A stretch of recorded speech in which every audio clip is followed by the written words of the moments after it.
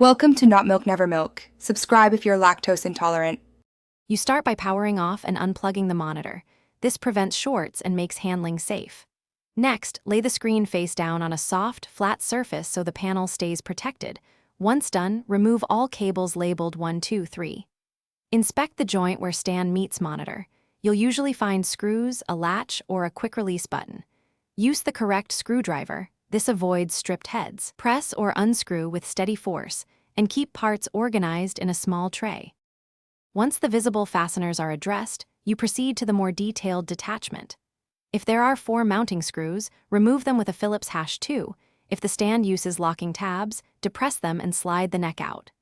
Make sure to support the neck and base as you lift, because sudden drops can crack the screen. Check under stickers or rubber feet for hidden screws.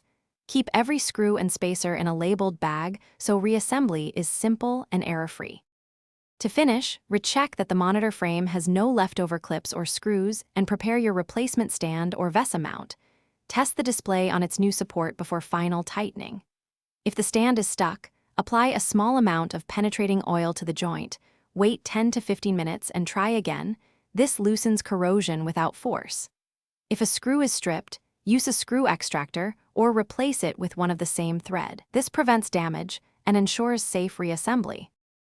Thanks for watching. If this was helpful, leave a like and consider subscribing. See you next time.